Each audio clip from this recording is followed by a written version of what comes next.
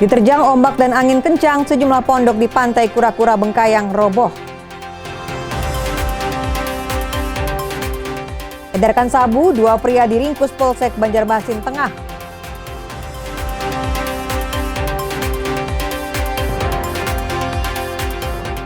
Upah lembur belum dibayar, buruh demo tunggal di depan kantor Gubernur Kalimantan Timur.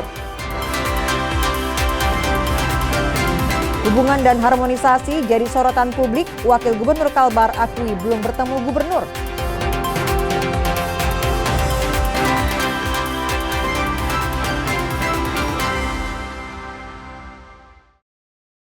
Selamat pagi saudara, kita berjumpa di Kompas Pagi edisi hari ini 12 Desember 2025. Saudara, tim redaksi kami telah menghimpun beragam informasi seputar Pulau Kalimantan untuk Anda. Bersama saya, Petronella Yani, sesaat lagi kita jelang Kompas Pagi selengkapnya di Kompas TV, independen, terpercaya.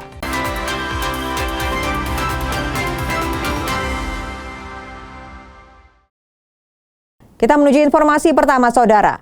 Sejumlah pondok wisata yang biasa digunakan pengunjung bersantai di tepian pantai Kura-Kura, Kabupaten Bengkayang, Kalimantan Barat, roboh diterjang angin kencang dan ombak besar. Puluhan pondok yang didirikan di tepian pantai Kura-Kura ini satu persatu roboh. Air laut dengan ombak besar mulai naik sejak Senin dini hari. Hingga saat ini cuaca masih tidak menentu. Ombak besar seringkali diikuti dengan angin kencang. Pondok tepian pantai ini sebagian didesain bisa diangkat sehingga sebagian masih bisa diselamatkan oleh warga. Pantai Kura-Kura menjadi salah satu destinasi wisata baik pada akhir pekan, akhir tahun, dan awal tahun baru. Kita ke Kalimantan Selatan.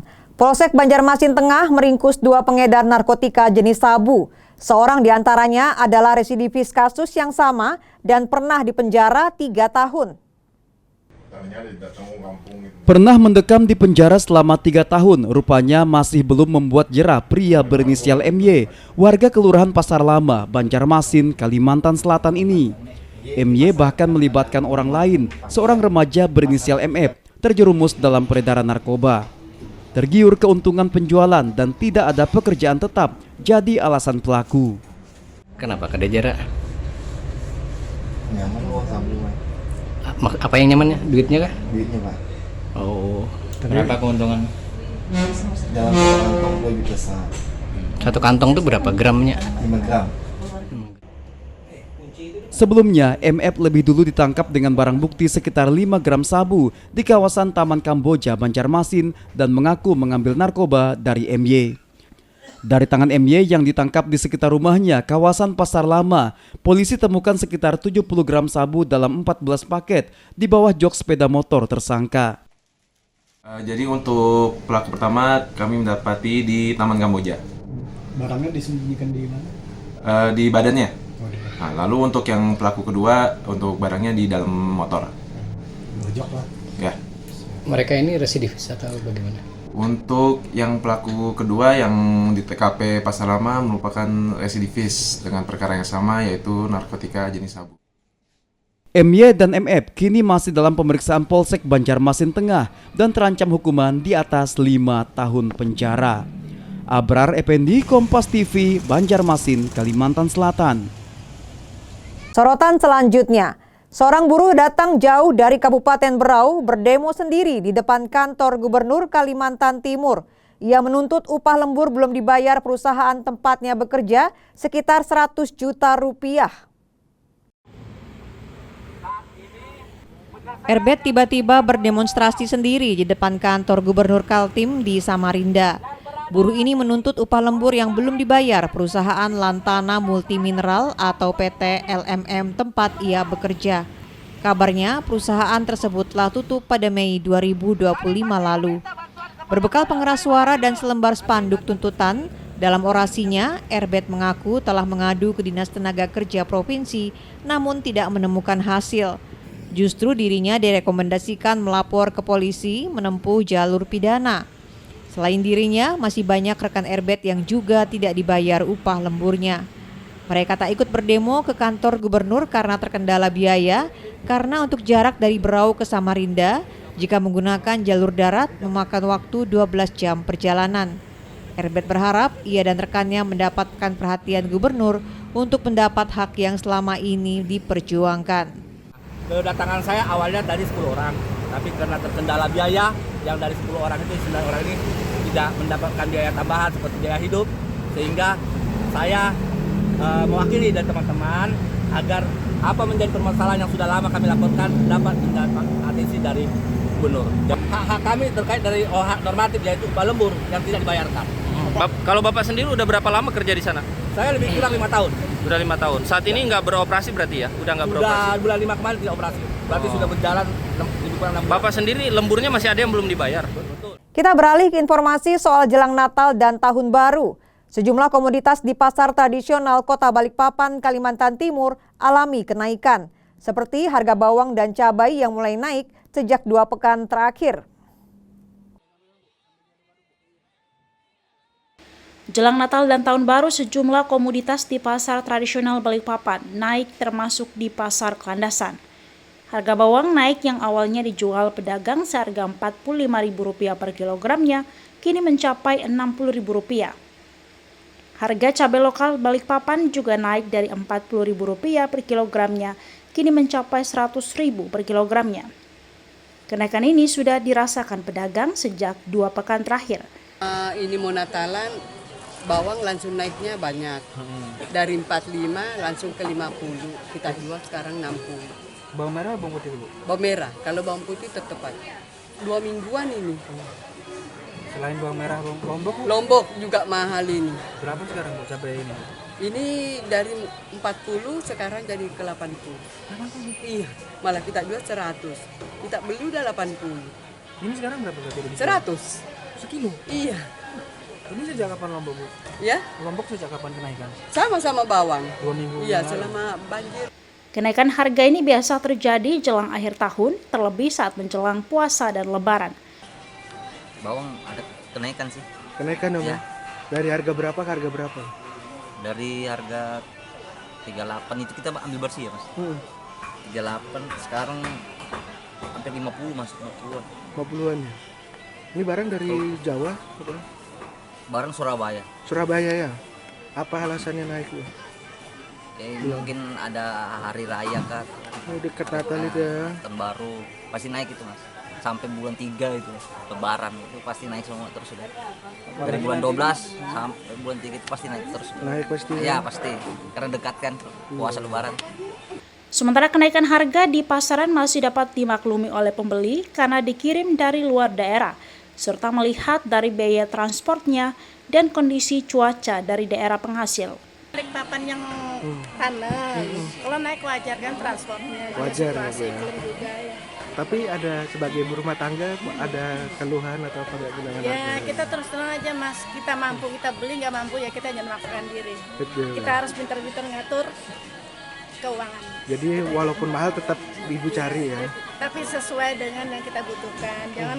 Iskandar Amir Dahlan, Kompas TV, Balikpapan, Kalimantan Timur. Sementara itu, Menteri Perdagangan Budi Santoso meninjau pasar tradisional Flamboyan Pontianak, Kalimantan Barat. Peninjauan untuk memastikan harga bahan pokok stabil menjelang Natal dan Tahun Baru.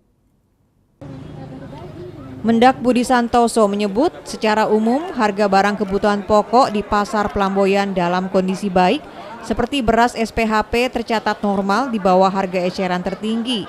Bawang merah kisaran Rp20.000 hingga Rp38.000 per kilogram dijual di bawah acuan. Kemudian bawang putih Rp28.000 per kilogram dijual di bawah acuan Rp40.000 per kilogram. Kenaikan harga hanya terjadi pada cabai karena dipengaruhi faktor cuaca yang membuat proses panen menjadi sulit. Mendak memastikan harga kebutuhan bahan pokok tetap stabil menjelang Natal dan Tahun Baru. Tadi secara umum harganya bagus, beras SPHP yang normal, bawang merah itu ada yang malah 20.000, ada yang 38, padahal harga acuannya itu 41.500 ya bawang merah. Kemudian bawang putih 28.000, acuannya 40 ya. Nah, memang ada beberapa yang sedikit mengalami kenaikan, misalnya capeknya. Pemerintah Kota Pontianak terus pantau warga terdampak banjir rob. Informasi lengkapnya usai jeda.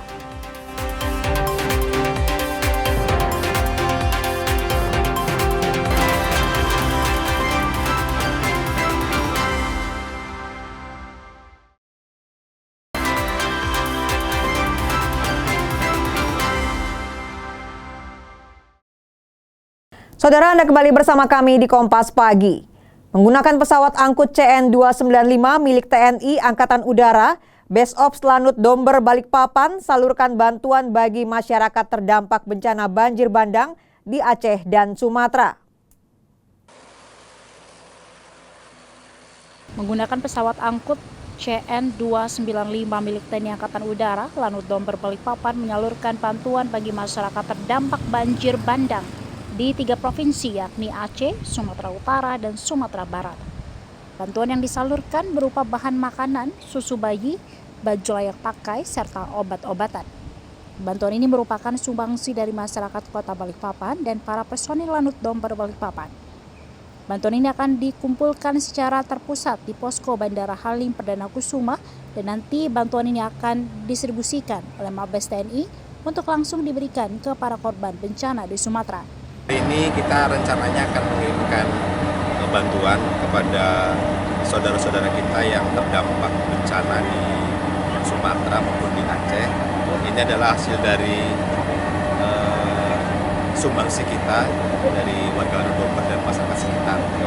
Itu berupa makanan, ada susu, ada beberapa pakaian. Dan mudah-mudahan ini nanti akan diterbangkan ke Halim. Akan dikumpulkan di posko Halim.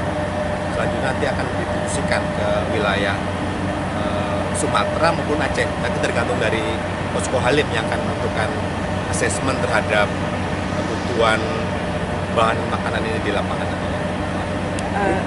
Lanut Domber juga masih membuka posko bantuan dan menghimpun bantuan dari masyarakat Kalimantan Timur. Bantuan ini nantinya akan dikirim menggunakan pesawat TNI Angkatan Udara melalui Base Ops Lanut Domber Balikpapan.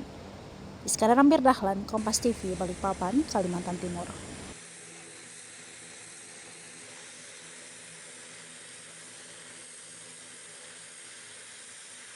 Dari Kalimantan Barat, pemerintah Kota Pontianak kembali meninjau permukiman warga terdampak banjir rob di kawasan Yuka, Kelurahan Sungai Beliung, Kecamatan Pontianak Barat.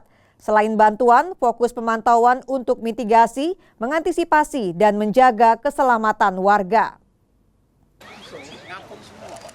Wali Kota Pontianak Edi Rusdi Kamtono bersama Gubernur Kalimantan Barat Ria Norsan meninjau permukiman warga terdampak banjir di Kompleks Yuka, Jalan Alpukat Indah, Kelurahan Sungai Beliung, Kecamatan Pontianak Barat. Dari hasil peninjauan, belasan dari 21 warga yang mengungsi di salah satu masjid sudah kembali pulang ke rumah. Tersisa lansia dan warga yang sakit bertahan di aula kantor camat. Hari kedua kita meninjau di lapangan bersama Pak Gubernur dan dampingi. Kita lihat tadi kondisinya ini mendung nih, mudah-mudahan hujan tidak lebat ya. Jadi ini agak lebih lumayan dibandingkan kemarin. Tapi hari ini ada bantuan pangan dari MBG untuk ke warga masyarakat. Ada bantuan juga Bapak Gubernur untuk beberapa keluarga. Mungkin upaya yang dilakukan setiap upaya masih tetap mitigasi, kita siaga, antisipasi, terutama kita penyelamatan warga yang terdampak ya. Warga mengaku sudah hampir 3 hari rumah terendam banjir rob. Ketinggian air sempat mencapai sekitar 80 cm dan ikut menggenangi tempat ibadah. Sekitar habis sholat subuh sudah naik dah. Sudah naik. Sudah berapa hari ini Pak sini Pak? Sini udah 3 hari ini. Ini hari ketiga ya Pak? Hari ketiga. Tinggi udah sampai mana Pak? Semalam 80 cm ya. Kalau hari ini Pak? Hari ini belum tahu nih, belum begitu tenang nih, belum dapat diukur. Ya kurang lebih kita 60-70 gitu lah. Kemarin surut pukul berapa Pak? Jam 2 lewat 10. Surut Pak ya? Udah mulai surut ya, tapi keringnya itu sampai setengah 3 Pak. Setelah air surut, tim kesehatan akan memeriksa kesehatan masyarakat terdampak. Sementara mengenai jumlah kerusakan fasilitas, rumah, hingga warga yang terdampak masih dalam tahap pendataan. Dion Setiawan, Kompas TV, Pontianak, Kalimantan Barat. Saudara, hubungan antara gubernur dan wakil gubernur Kalimantan Barat beberapa waktu terakhir jadi sorotan publik. Ditanya soal isu tersebut, wakil gubernur mengaku belum bertemu dengan gubernur. Kurang harmonisnya hubungan antara gubernur dan wakil gubernur Kalbar mencuat ke publik. Usai wakil gubernur Krisantus Kurniawan ungkap rasa kecewa karena tidak dilibatkan dalam beberapa hal, seperti soal pelantikan pejabat eselon 2 di lingkungan pemerintah Provinsi Kalbar tidak dilibatkan dalam pembahasan APBD dan beberapa isu lainnya. Usai mencuatnya isu tersebut, Wagub Kalbar menyebut hingga saat ini belum ada komunikasi maupun pertemuan dengan Gubernur Rian Norsan. Seharusnya harus sejalan. Dua sisi mata uang yang tidak terpisahkan. Kalau kita pisahkan jadi logam biasa deh, tidak berharga lagi. Ya, saya jalankan tugas saya sebagai wakil gubernur. Sebelumnya, Gubernur Kalbar menyampaikan rotasi jabatan eselon 2 sudah sesuai prosedur dan seluruh tahapan berjalan transparan. Gubernur juga menyebut rotasi untuk penyegaran struktur pemerintahan.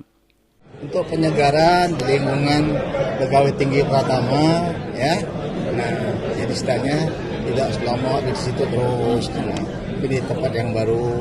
Secara prosedur sudah sesuai dengan aturan Undang-Undang Nomor 20 tahun 2023 tentang ASN. Laksanakan tugas dengan sebaik-baiknya. Kenapa? Dan kemungkinan 6 bulan lagi kita akan job fit kembali, ya. Nah, kalau kira-kira 6 bulan ya mungkin sesuai atau mungkin lebih baik, bisa terjadi kita putar lagi. Sementara itu merespons isu ini, Ketua Fraksi PDI Perjuangan DPRD Provinsi Kalbar Agus Sudarmansyah meminta kepada Gubernur dan Wagub untuk tetap kompak fokus membangun Kalbar. Agus bahkan memberikan pantun untuk keduanya. Kalau terkait dengan kisruhnya hubungan kerja antara gubernur dan Pak Wakil Gubernur, saya ada pantun. Saya sampaikan pantunnya ya. Janur kuning berhias cantik sekali, bunga mawar mekar di Taman Sari. Wakil Gubernur senyumnya hari ini manis sekali. Semoga Pak Gubernur bisa harmonis dan berbagi. Rian Norsan dan Krisantus Kurniawan resmi menjabat sebagai Gubernur dan Wakil Gubernur Kalbar per 20 Februari 2025. Pada Pilgub 2024 lalu, pasangan ini diusung oleh 3 partai politik, yakni Partai Demokrasi Indonesia Perjuangan, Partai Hati Nurani Rakyat, dan Partai Persatuan Pembangunan. Samsul Hardi, Kompas TV, Pontianak, Kalimantan Barat. Sekjen DPP PDI Perjuangan Hasto Kristianto berhati-hati menjawab usulan Partai Golkar agar kepala daerah dipilih oleh DPRD. Hasto sebut perlu kajian mendalam sebelum bersikap. Usulan Ketua Umum Partai Golkar Bahlil Lahadalia beberapa waktu yang menyebut kepala daerah agar dipilih Dewan Perwakilan Rakyat Daerah menuai respon hati-hati dari Partai Demokrasi Perjuangan atau PDIP. Sekjen DPP PDIP Hasto Kristianto menyatakan partainya masih perlu melakukan kajian mendalam sebelum mengambil sikap. Kajian tersebut akan mempertimbangkan aspirasi rakyat dan aspek konstitusional. Saat ini PDI Perjuangan terus melakukan kajian dan mencari yang membawa manfaat bagi rakyat. Hal ini disampaikan di sela-sela Konverda dan Konvercap DPD PDI Perjuangan Kalimantan Timur di Balikpapan. Ya, tentu saja kita lakukan kajian. Pemerintah tentu melihat hal tersebut. Dari Presiden Prabowo melihat berbagai persoalan yang menjerat korupsi. Tapi juga ada yang melihat bahwa dengan dipilih langsung itu sesuai dengan konstitusi dan memperkuat legitimasi kepemimpinan dari kepala daerah. PDI Perjuangan melakukan kajian mana yang lebih memberikan manfaat bagi rakyat, bagi bangsa dan negara, dan terutama untuk meningkatkan kualitas demokrasi kita. Itu yang terpenting, bagaimana menghasilkan pemimpin yang betul-betul berproses dari bawah dan kemudian memiliki kualitas kepemimpinan untuk merubah daerah tersebut. PDI Perjuangan juga membandingkan 2 sistem pemilihan langsung oleh rakyat versus pemilihan melalui DPRD. Tujuannya untuk menemukan sistem yang paling menguatkan demokrasi dan legitimasi kepemimpinan. Iskandar Ambir Dahlan, Kompas TV, Balikpapan, Kalimantan Timur. Kita beralih ke informasi mengenai Kepala Korps Lalu Lintas Polri, Irjen Pol Agus Suryo Nugroho menyebut Kalimantan Timur masih minim etle atau elektronik tilang. Saat ini Kaltim hanya miliki 32 etle. Kakor Lantas sebut idealnya Kaltim miliki minimal 500 unit. Kakor Lantas Polri lakukan kunjungan kerja di Mako Polresta Balikpapan dan meninjau langsung keberadaan elektronik tilang atau etle. Kakor Lantas sebut Kaltim masih minim etle. Tercatat dari 10 kabupaten kota hanya ada 32 titik yang ada kamera etle. Menurutnya hal ini jauh dari kata ideal. Dengan luasan Kaltim idealnya memiliki 500 titik etle untuk memantau para pelanggar lalu lintas. Hal ini untuk memastikan transformasi penegakan hukum menuju digital tentang revitalisasi elektronik tilang. Kakor Lantas juga berkoordinasi dengan pemerintah provinsi dan kota untuk melakukan pemasangan etle secara bertahap. Diharapkan revitalisasi etle rampung di akhir 2026.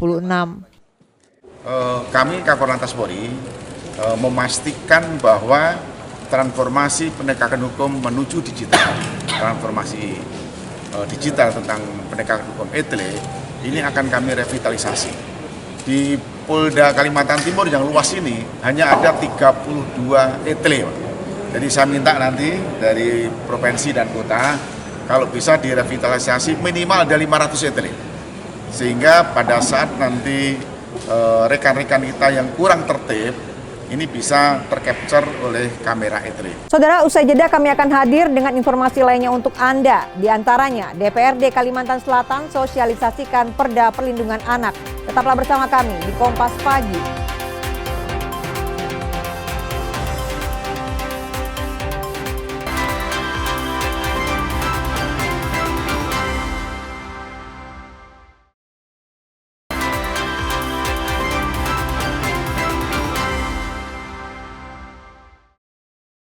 Saudara, Anda masih bersama kami di Kompas Pagi. Kekerasan terhadap perempuan dan anak masih menjadi persoalan serius di Kalimantan Selatan. Untuk memperkuat perlindungan, DPRD Kalsel menyosialisasikan Perda Pemberdayaan Perempuan dan Perlindungan Anak kepada warga Kabupaten Tapin.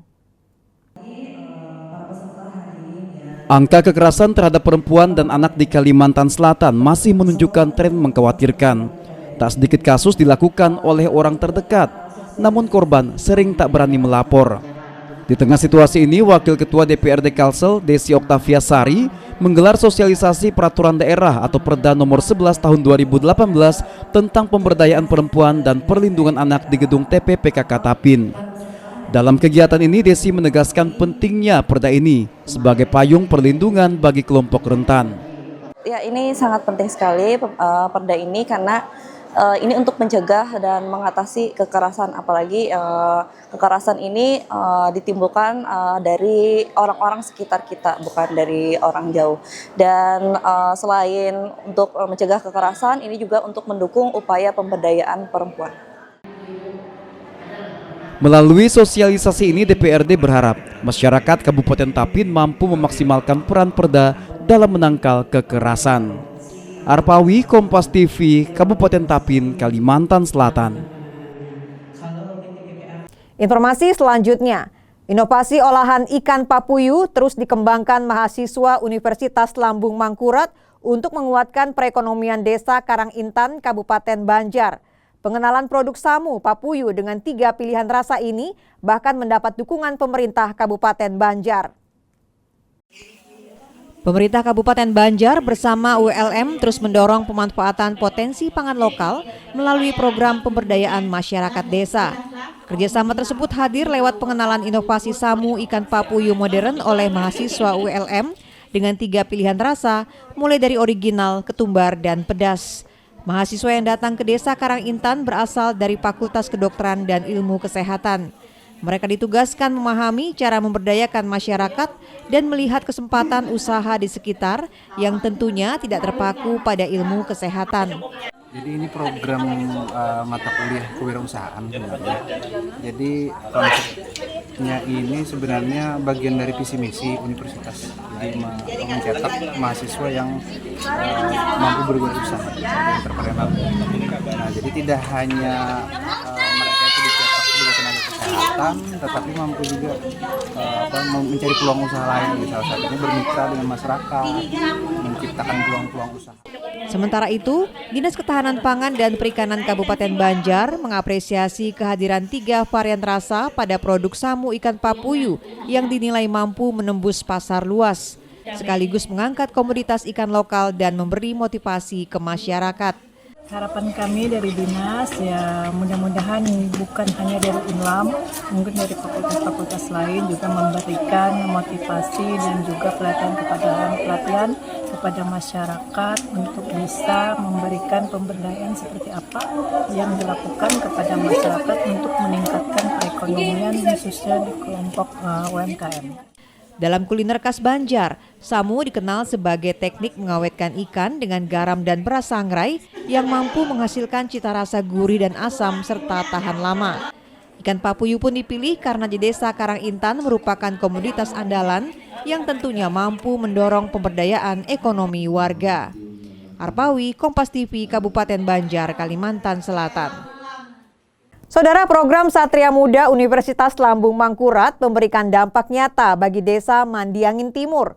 Warga yang dulunya harus membeli baklok dari luar, kini mampu memproduksi dan memanen jamur tiram setiap hari. Rutinitas panen jamur tiram seperti inilah yang setiap hari dilakukan warga Desa Mandiangin Timur, Karangintan, Kabupaten Banjar, Kalimantan Selatan. 500 baklok hasil program Satria Muda dari mahasiswa Fakultas Pertanian Universitas Lambung Mangkurat kini menghasilkan panen rata-rata 2 kg per hari. Padahal sebelumnya warga tidak memiliki kemampuan membuat baklok sendiri. Selama ini mereka harus membeli baklok dari luar desa yang menambah biaya dan sering menyulitkan proses budidaya. Sebelumnya dari masyarakat mendapatkan baklok itu dari luar. Selain daripada sulit untuk mendapatkan bakloknya, tentunya ini hal yang menjadikan inovasi bagi kami untuk mengembangkan atau membuat baklok yang lebih besar dari desa kami sehingga kemanfaatannya bisa dirasakan. Sadar akan potensi jamur tiram di Desa Mandiangin Timur menjadi dasar mahasiswa ULM mengedukasi dan memotivasi masyarakat demi memperkuat ketahanan pangan. Di desa ini warga sekitar ini dan juga para aparat di desa ini sangat menyambut kami dengan baik.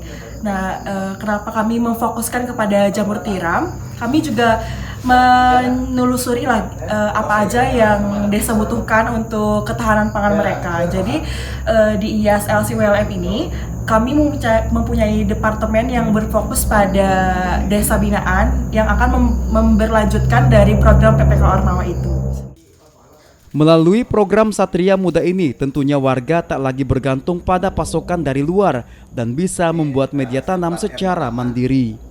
Arpawi, Kompas TV, Kabupaten Banjar, Kalimantan Selatan. Kita ke informasi mengenai Universitas Islam Kalimantan Timur gelar kuliah umum dengan menghadirkan Wakil Menteri Luar Negeri Anies Mata. Dalam kesempatan ini, Anies Mata menekankan pentingnya mahasiswa peka pada isu geopolitik dunia. Universitas Islam Kalimantan atau Uniska Muhammad Arsyad Al-Banjari menggelar kuliah umum dengan menghadirkan Wamenlu RI Anies Mata. Dalam pemaparannya, Anies Mata menekankan pentingnya peran mahasiswa, khususnya mahasiswa Islam, sebagai agen perubahan dan memiliki kepekaan terhadap dinamika politik internasional termasuk isu Palestina-Israel. Anies Mata juga menyampaikan bahwa kampus-kampus mesti mendorong mahasiswa untuk aktif dalam diskusi isu-isu geopolitik. Sebab peristiwa geopolitik memengaruhi kehidupan, misalnya konflik negara lain hingga mengganggu nilai tukar dolar yang berimbas ke ekonomi masyarakat. Yang pertama kita berharap bahwa kampus mendorong diskusi yang serius tentang isu-isu geopolitik untuk mengembangkan kesadaran geopolitik mahasiswa, karena sekarang peristiwa-peristiwa geopolitik ini mempengaruhi kita secara sangat kuat dan juga mempengaruhi kehidupan kita sehari-hari. Kedatangan Wamenlu disambut baik oleh Rektor Uniska Muhammad Jainul. Bukan hanya berbagi wawasan, ini juga membuka peluang kerjasama antara Uniska dengan Kementerian Luar Negeri RI. Tentunya kehadiran beliau di Uniska ini merupakan salah satu wujud apresiasi yang begitu besar, terutama dalam hal berbagi ilmu pengetahuan, berbagi pengalaman. Sebenarnya bagaimanapun juga kalau kita melihat bahwa materi-materi yang disampaikan oleh beliau itu kan materi-materi yang luar biasa, dan itu nanti akan membuka wawasan mahasiswa Uniska, terutama berkaitan menyangkut masalah tema yang diangkat tadi. Ratusan mahasiswa turut mengapresiasi kedatangan Wamenlu RI. Nilai kuliah umum tadi, alhamdulillah itu sangat luar biasa, mendapat pengalaman yang besar. Nah, kedatangan tamu dari Wamenlu RI, alhamdulillah, yaitu Bapak Anies. Harapannya ke depannya semoga ada kuliah umum yang sangat bermanfaat ini, mungkin dari menteri-menteri lainnya. Tak hanya itu, Uniska juga menyerahkan bantuan bagi korban bencana banjir di Sumatera senilai 56 juta rupiah yang disaksikan langsung oleh Wamenlu RI. Saidas Aisyah, Kompas TV, Banjarmasin, Kalimantan Selatan. Saudara, sambut Hari Natal dan peringatan Hari Disabilitas Internasional, Sekolah Khusus Santo Fransiskus Asisi Balikpapan gelar penampilan siswa penyandang disabilitas. Di tengah kekurangan, para siswa mampu berkarya dan memberikan penampilan terbaik mereka di hadapan para guru dan orang tua. Sambut sukacita Natal dan peringatan Hari Disabilitas Internasional, Sekolah Khusus Santo Fransiskus Asisi Balikpapan menggelar pentas seni bagi siswa yang memiliki kebutuhan khusus. Bertempat di Aula Serbaguna Gereja Santa Teresia Balikpapan, para siswa yang terdiri dari penyandang tunarungu, tunadaksa, tunagrahita, autis, dan tunanetra memberikan tampilan aksi panggung yang memukau. Mulai dari tarian tradisional, tarian modern, paduan suara, drama, hingga pegelaran musik tradisional angklung ditampilkan oleh para siswa ini. Para siswa sangat antusias karena bisa mengembangkan potensi diri mereka. Kegiatan ini kolaborasi antara siswa dan para orang tua. Tahun ini saya sungguh merasa antusias yang sangat luar biasa, baik dari orang tua, forum persaudaraan maupun anak-anak. Jadi kegiatan kita itu jauh lebih berbuah, bermakna, gitu ya. Dan saya itu hal yang paling saya apresiasi itu adalah karena orang tua ini mau terlibat, yang melibatkan. Jadi untuk dalam proses pendidikan juga demikian di sekolah. Kalau di sekolah kita itu tidak hanya sekolah yang bertanggung jawab untuk pendidikan anak, tapi kita berkolaborasi dengan orang tua dan orang tua mau untuk itu. Jadi kita ada kerjasama yang baik, nah sehingga hari ini kan kita bisa menyaksikan ya bagaimana anak-anak ini sungguh bersemangat, penampilannya, potensi-potensi mereka itu muncul. Dan juga ketika dalam rangkaian acara kami itu mulai dari tanggal 1 itu anak-anak itu sangat antusias. Orang tua siswa senang dengan adanya kegiatan pentas seni ini karena siswa merasa diri mereka bisa diterima dan menunjukkan bakat mereka. Kegiatan ini mendukung tumbuh kembang dan rasa percaya diri anak. Orang tua, saya sangat berterima kasih ya karena sekolah udah mau bekerja sama dengan orang tua untuk menyelenggarakan acara ini, sehingga anak-anak itu merasa ini hari kami itu diterima gitu, dan kami itu bisa menunjukkan bakat-bakat kami. Jadi saya sebagai orang tua sih merasa senang ya untuk acara-acara seperti, apalagi kita tahu ini acaranya ternyata adalah agenda tahunan untuk di sekolah. Meski dalam keterbatasan, siswa juga memiliki cita-cita dan bakat. Salah satu siswa kelas 5, Adril, menyukai sejumlah ekskul seperti tari, menyanyi, dan bela diri. Dan saya senang sekali acara, saya senang di sekolah ini. Kalau Adril kegiatan favoritnya apa? Ekskul tari Bali, yang kedua menyanyi, yang ketiga taekwondo, dan lain-lain. Tadi ikut tampil nggak Adril? Ikut. Gimana perasaannya hari ini senang. Bisa tampil?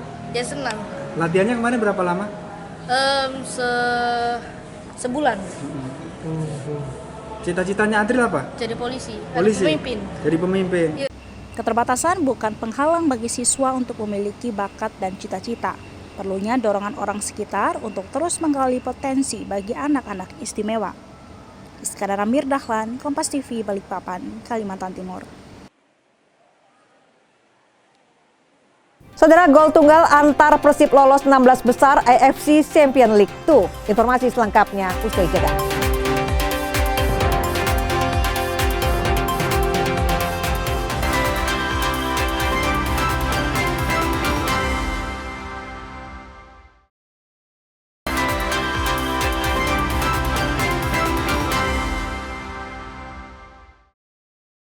Saudara, Anda kembali bersama saya, Petronella Yani di Kompas Pagi. Kita ke informasi olahraga. Dari ajang AFC Champions League 2, Persib Bandung memastikan diri lolos ke 16 besar usai tekuk Bangkok United di duel terakhir Grup G.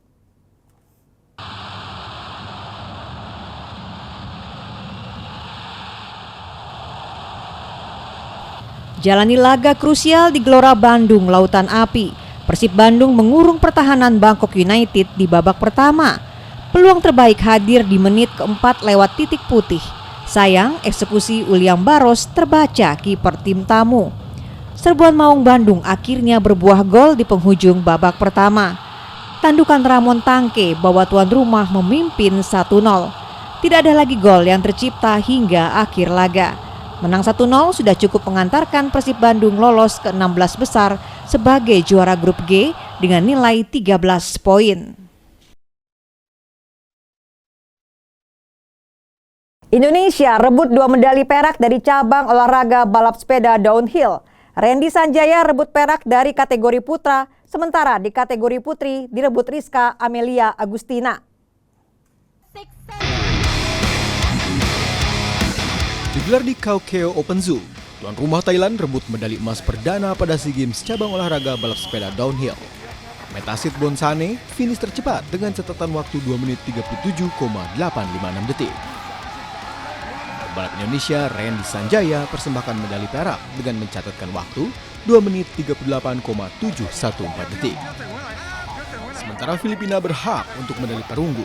Derek Farr finish ketiga dengan catatan waktu 2 menit 43,676 detik. Tuan rumah kawinkan medali emas di kategori putri. Viva Vidika Bowles berhak emas untuk waktu 3 menit 03,299 detik. Serupa Thailand, Indonesia juga kawinkan medali perak atas nama Rizka Amelia Agustina. Rizka mencatatkan waktu 3 menit 04,874 detik. Sementara perunggu direbut pebalap Thailand lainnya, Tanokrat Tritidet, dengan menorehkan waktu 3 menit 06,778 detik.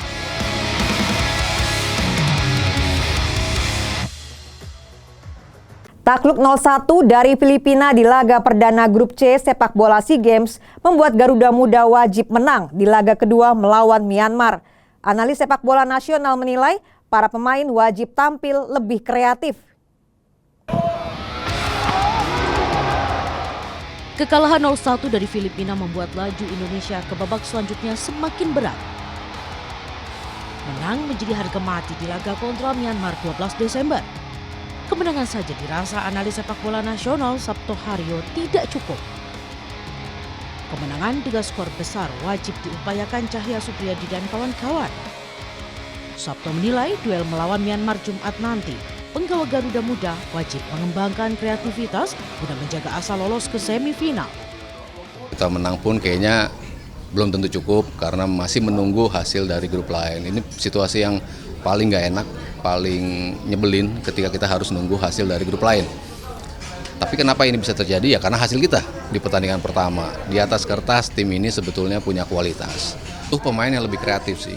Kemarin kan kita lihat kita tidak punya creativity dan itu dari beberapa pertandingan di era Gerald van den Boer kan seperti itu. Kita punya possession tinggi, kita punya progression bola dari bawah ke atas yang bagus. Tapi setelah masuk di sepertiga terakhir, kita bingung kita harus melakukan apa. Kemenangan atas Myanmar menjadi harga mati meski nasib Indonesia bergantung dari hasil grup lain, terutama duel Vietnam versus Malaysia. Rinintan Ken Junaidi Saputra, Kompas TV, Jakarta. Saudara, malam penganugerahan dan apresiasi bagi insan olahraga Indonesia bergulir pada 18 Desember 2025. Ada 21 kategori nominasi dalam ajang tersebut. JPTV Award 2025 kembali menyelenggarakan malam penganugerahan dan apresiasi bagi atlet, pelatih, pegiat, dan pelaku industri olahraga di Indonesia bergulir pada 18 Desember 2025 di Jakarta. Dari 21 kategori nominasi, pelatih panjat tebing Hendra Basir dan pelatih angkat besi Triyatno masuk sebagai nominasi. Berbeda dari 2 edisi sebelumnya, kali ini kategori game e-sport terfavorit dan atlet difabel terfavorit juga masuk dalam kategori nominasi. Saudara, usai jeda kami akan hadir untuk Anda. Tetaplah bersama kami di Kompas Pagi.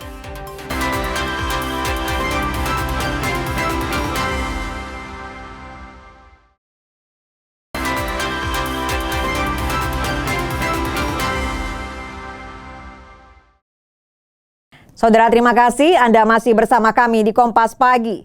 Saudara, bagi Anda yang tidak sempat menyaksikan informasi utama Kompas Pagi hari ini, berikut kami hadirkan untuk Anda. Puluhan pondok yang didirikan di tepian pantai Kura-Kura ini satu persatu roboh. Air laut dengan ombak besar mulai naik sejak Senin dini hari. Hingga saat ini cuaca masih tidak menentu. Ombak besar seringkali diikuti dengan angin kencang. Pondok tepian pantai ini sebagian didesain bisa diangkat sehingga sebagian masih bisa diselamatkan oleh warga. Pantai Kura-Kura menjadi salah satu destinasi wisata baik pada akhir pekan, akhir tahun, dan awal tahun baru. Pernah mendekam di penjara selama 3 tahun, rupanya masih belum membuat jera pria berinisial MY, warga Kelurahan Pasar Lama, Banjarmasin, Kalimantan Selatan ini. MY bahkan melibatkan orang lain, seorang remaja berinisial MF, terjerumus dalam peredaran narkoba. Tergiur keuntungan penjualan dan tidak ada pekerjaan tetap jadi alasan pelaku. Kenapa kada jera? Nyaman loh sabu. Apa yang nyamannya? Duitnya kah? Duitnya, Pak. Oh, berapa keuntungan? Dalam kantong 2 juta. Satu kantong tuh berapa gramnya? 5 gram.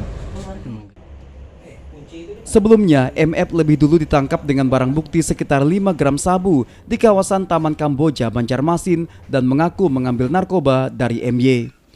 Dari tangan MY yang ditangkap di sekitar rumahnya, kawasan Pasar Lama, polisi temukan sekitar 70 gram sabu dalam 14 paket di bawah jok sepeda motor tersangka. Jadi untuk pelaku pertama kami mendapati di Taman Kamboja. Barangnya disembunyikan di mana? Di badannya. Nah, lalu untuk yang pelaku kedua, untuk barangnya di dalam motor. Jok lah. Ya. Mereka ini residivis atau bagaimana? Untuk yang pelaku kedua yang di TKP Pasar Lama merupakan residivis dengan perkara yang sama, yaitu narkotika jenis sabu. MY dan MF kini masih dalam pemeriksaan Polsek Banjarmasin Tengah dan terancam hukuman di atas 5 tahun penjara. Abrar Effendi, Kompas TV, Banjarmasin, Kalimantan Selatan. Erbet tiba-tiba berdemonstrasi sendiri di depan kantor Gubernur Kaltim di Samarinda. Buruh ini menuntut upah lembur yang belum dibayar perusahaan Lantana Multimineral atau PT LMM tempat ia bekerja. Kabarnya perusahaan tersebut telah tutup pada Mei 2025 lalu. Berbekal pengeras suara dan selembar spanduk tuntutan, dalam orasinya Erbet mengaku telah mengadu ke Dinas Tenaga Kerja Provinsi namun tidak menemukan hasil. Justru dirinya direkomendasikan melapor ke polisi menempuh jalur pidana. Selain dirinya, masih banyak rekan Erbet yang juga tidak dibayar upah lemburnya. Mereka tak ikut berdemo ke kantor gubernur karena terkendala biaya, karena untuk jarak dari Berau ke Samarinda, jika menggunakan jalur darat memakan waktu 12 jam perjalanan. Erbet berharap ia dan rekannya mendapatkan perhatian gubernur untuk mendapat hak yang selama ini diperjuangkan. Kedatangan saya awalnya dari 10 orang, tapi karena terkendala biaya, yang dari 10 orang itu 9 orang ini tidak mendapatkan biaya tambahan seperti biaya hidup, sehingga saya mewakili dan teman-teman agar apa menjadi permasalahan yang sudah lama kami laporkan dapat mendapat atensi dari gubernur. Hak-hak kami terkait dari hak normatif yaitu upah lembur yang tidak dibayarkan. Kalau Bapak sendiri udah berapa lama kerja di sana? Saya lebih kurang 5 tahun. Udah 5 tahun. Saat ini nggak beroperasi berarti ya? Udah nggak beroperasi? Udah bulan 5 kemarin tidak operasi. Berarti sudah berjalan lebih kurang 6 bulan. Bapak sendiri lemburnya masih ada yang belum dibayar? Betul. Kurang harmonisnya hubungan antara gubernur dan wakil gubernur Kalbar mencuat ke publik. Usai wakil gubernur Krisantus Kurniawan ungkap rasa kecewa karena tidak dilibatkan dalam beberapa hal, seperti soal pelantikan pejabat eselon 2 di lingkungan pemerintah Provinsi Kalbar tidak dilibatkan dalam pembahasan APBD dan beberapa isu lainnya. Usai mencuatnya isu tersebut, Wagub Kalbar menyebut hingga saat ini belum ada komunikasi maupun pertemuan dengan Gubernur Rian Norsan. Seharusnya harus sejalan. dua sisi mata uang yang tidak terpisahkan. Kalau kita pisahkan jadi logam biasa deh, tidak berharga lagi. Ya, saya jalankan tugas saya sebagai wakil gubernur. Sebelumnya, Gubernur Kalbar menyampaikan rotasi jabatan eselon 2 sudah sesuai prosedur dan seluruh tahapan berjalan transparan. Gubernur juga menyebut rotasi untuk penyegaran struktur pemerintahan. Untuk penyegaran di lingkungan pegawai tinggi Pratama, ya, nah jadi istilahnya tidak selama di situ terus, ini tempat yang baru. Secara prosedur sudah sesuai dengan aturan Undang-Undang Nomor 20 tahun 2023 tentang ASN.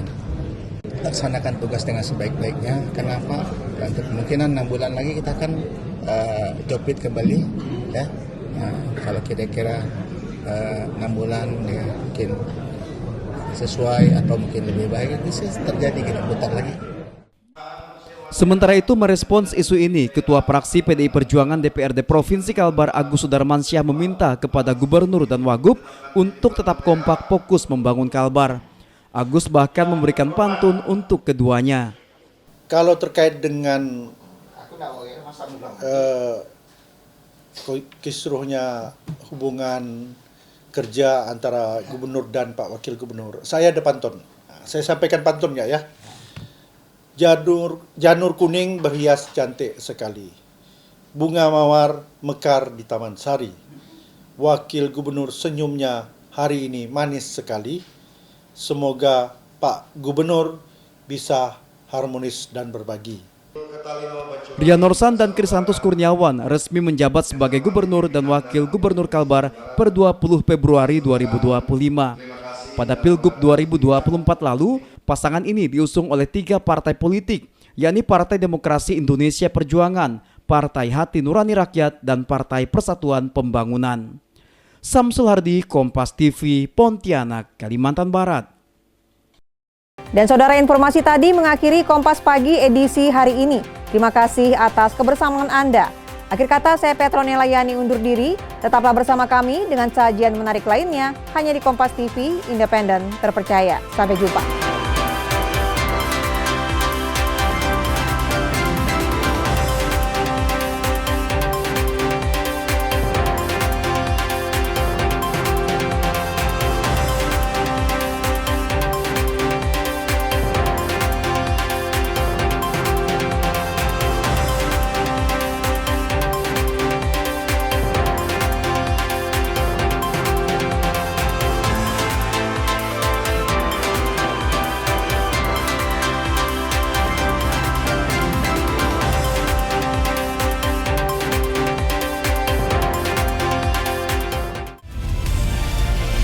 Kompas TV, independen, terpercaya.